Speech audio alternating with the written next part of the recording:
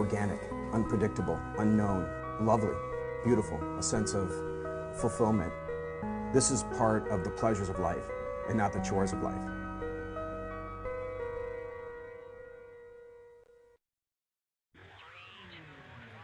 Coming up on Daily Iowan TV, pull those walking shoes out of the closet. Iowans are getting big steps in pursuit of being the healthiest state in the U.S. Details coming up. And whether you're blue, red, or something in between, Johnson County voters are getting a head start in this year's election. And in sports, find out something that the marching band might know that you don't. That's all coming your way next. Daily Iowan TV starts now. I'm Tom Brokaw. For more than 100 years now, the University of Iowa community has been waking up to the Daily Iowan. Today, it's the largest newsroom in eastern Iowa. And now you can see the news every night on Daily Iowan TV and get it anytime worldwide at dailyiowan.com.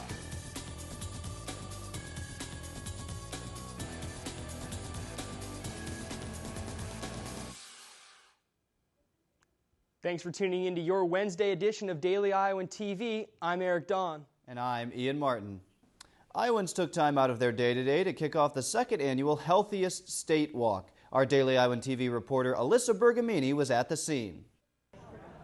Adding a little bit more movement in their day is exactly what Iowa City community members did this afternoon to help make Iowa a healthier state. These participants put on their walking shoes and took part in the Healthiest State Initiative Walk. This initiative is a community, business-led, and government-endorsed statewide effort that encourages all citizens throughout Iowa to improve their overall health and well-being.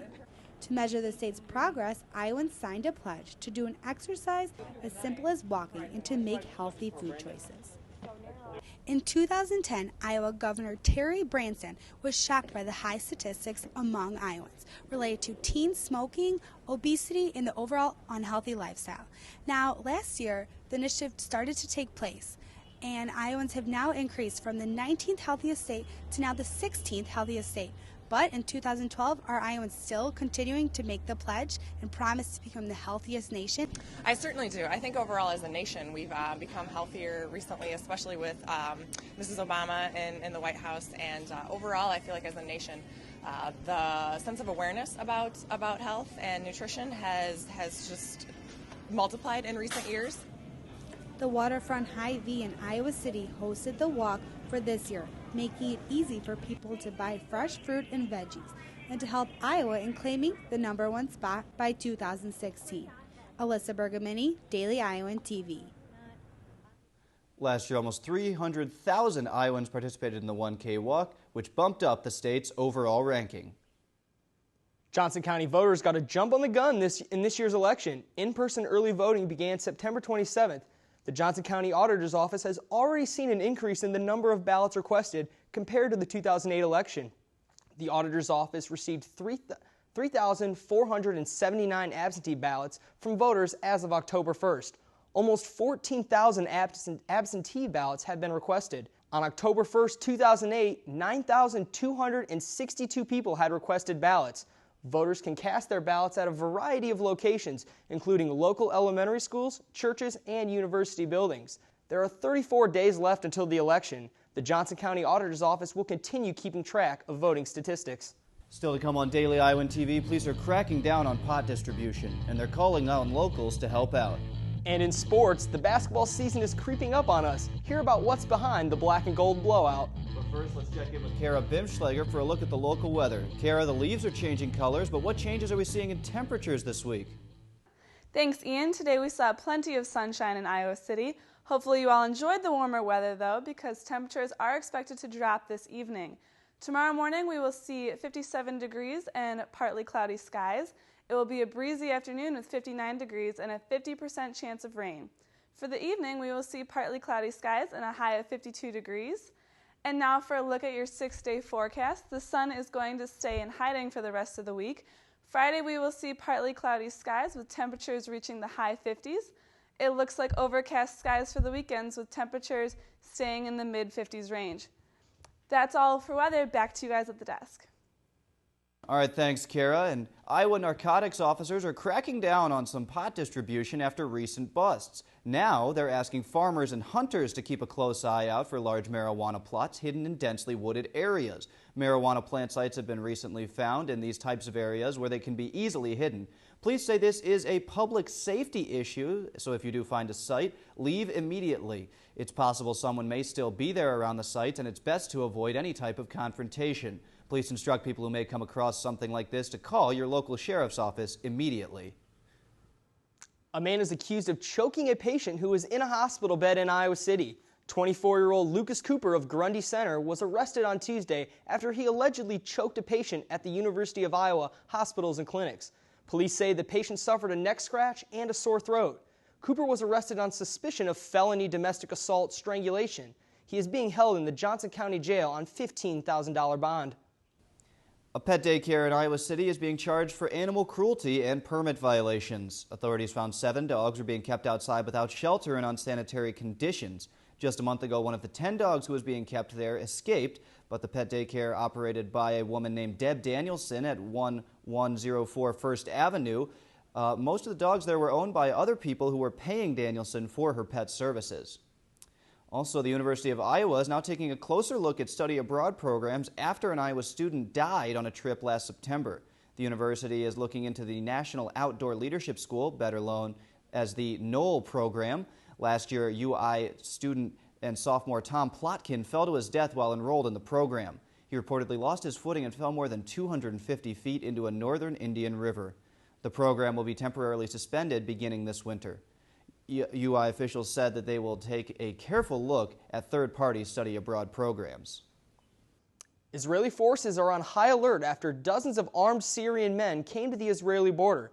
It is near the ceasefire line in the Israeli-controlled Golan Heights. The armed men did not appear to be wearing uniforms, so it was unclear if they were part of President Bashar Assad's regime or with rebel forces. A tourist site in the area is closed. For precautions, last month several mortar shells exploded in Israeli-controlled territory. Although no one was hurt, Israelis are concerned that violence in Syria will spill into Israel. And Iran experienced more violence today as riot police were sent in to break up riots in the middle of the capital city of Tehran.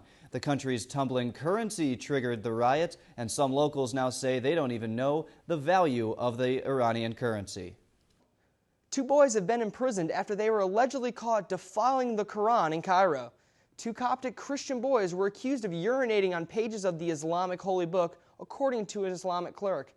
The 2 boys, ages 9 and 10, were detained yesterday and will be kept in juvenile detention for 15 days while prosecutors investigate. After last month's riots in response to an anti-Islamic film, such cases have been in a hurry to be prosecuted. And now for your Hawkeye Sports Update, let's go to Kate Constable. Hello and welcome back to the Daily Iowan TV Sports Studio. We have a lot to catch you guys up on in the world of Hawkeye sports, so let's get things started. The Hawkeye women's golf team was in action yesterday, hitting the links in Columbia, Missouri for the Johnny Imes Invitational. The team finished 6th out of 19 teams with 3-round score of 896, their lowest 18-hole round score of the season. Also, the team's 293 final score is tied for the 5th lowest 18-hole team score in school history. Iowa's 5 players finished with a total of 13 birdies, 56 pars in their final round, only penciling in 2 double bogeys on the final day. Sophomore Lauren English led the Hawkeyes, shooting 68, which is 4 below par. With that score, she would tie for the 8th place and get the second top 10 finish of her career. University of Iowa men's tennis players Garrett Dunn and Michael Swank lost their doubles match Tuesday night at the ITA Men's All-American Championship. Qualifying took place in Tulsa, Oklahoma, where Dunn and Swank fell by a score of 8-4 to Brett Clark and William Parker of North Carolina. Iowa will compete at the ITA Regionals in Minneapolis on October 18th. Well, whoever said that the Hawkeye Marching Band didn't know anything about football? To find out more about the elusive controversy, our own Daily Iowan TV sports reporter, Stefan Duran, went behind the scenes to find out just how close the marching band is to their beloved Hawkeyes. And from what he discovered, they might know more than you think. Quiet, empty spaces like this do not seem like the place where football-savvy critics come to meet. Well, this field is home to the Hawkeye Marching Band, the largest group of Hawkeye sports fanatics on campus. Here's where the marching band comes to practice for their shows, but it is where the season-long journey begins for a large number of student marchers. Although marching is their main priority, band members also love being critical football fans as well. Yeah, I think we're pretty knowledgeable about the game. I know the four of us talk quite a bit about the game while it's going on and the different calls and the officiating, and yeah, we know what we're talking about. On Saturday mornings in Iowa City, nothing brings the University of Iowa together like a Hawkeye football game. The chaotic tone inside Kinnick is the magical part of the game day experience, and it would be nothing without the fuel from the Hawkeye marching band. When mentioning the football game atmosphere, fans seem to overlook the marching band in all of their duties. The excitement shown throughout the crowd during the game is largely supplied by the band, and the director greatly notices the band's leadership with the crowd reactions. Just a round of applause and cheering, and definitely they were into everything we were doing. They were clapping along with the tempo, singing along with the fight songs, so they were much more participating in our performance rather than just sitting back and listening.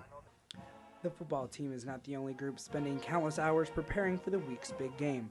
Similar to the football team, the marching band consists of 260 members all working together on a crowd-pleasing performance. The amount of time spent running drills and perfecting fundamentals is harsh, but the incentive for many band members is quite rewarding. I love the energy and the electricity of Kinnick. It's something that I've not experienced anywhere else, and I love being a part of it. Football season is a cherished time around Iowa City for fans, players, and marchers. With the Hawkeye football team, a winning possibility is always lingering. But as of recently, however, the Hawkeye Nation has realized that sometimes games don't finish the way they planned. Some members of the Hawkeye marching band take on the responsibility of being the link between the team and their supporters, helping keep the younger band members positive through the good times and the bad.